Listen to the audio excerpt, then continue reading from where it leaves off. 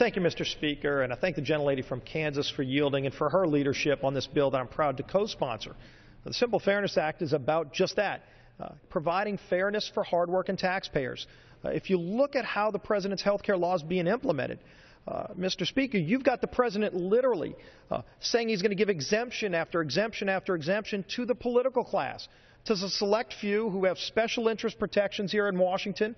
If the president, by the way, has said big businesses can get exemptions from Obamacare, the president has said insurance companies can get exemptions from Obamacare. But then when it comes to hardworking taxpayers, families out there who are struggling under the weight of this law, the president says no. You can't have that same exemption that he's given to everybody else. And so what we're saying here, Mr. Speaker, is if these exemptions are good enough for big businesses, and if these exemptions are good enough for insurance companies, shouldn't they also be good enough for hardworking taxpayers who are struggling in this bad economy that the president's given us and under the weight of this unworkable law that the president himself is acknowledging is unworkable by giving all these exemptions away to everybody else?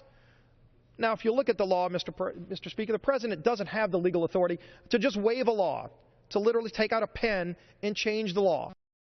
What the president does have is the ability to work with us in Congress in a bipartisan way, which when you look at the vote on this bill, it will be bipartisan in support of giving these hardworking taxpayers that same exemption.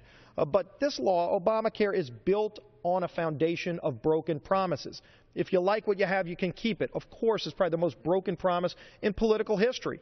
But there's more. The president said insurance costs will be lower. Insurance costs are higher for families. The president even said he'll meet with anybody who has a better idea. Well, we do have a better idea, Mr. Speaker. Over 120 members of Congress, including medical doctors, have co-sponsored the American Health Care Reform Act, and we took the president up on his promise now almost 3 months ago, and the president has refused to fulfill that promise of meeting with anybody who has a better idea. He won't even sit down and talk with us about a better idea to put patients back in charge of health care. There is a better way. We ought to treat people fairly. This bill does it. I urge adoption, and I yield back the balance of my time. Gentleman's time is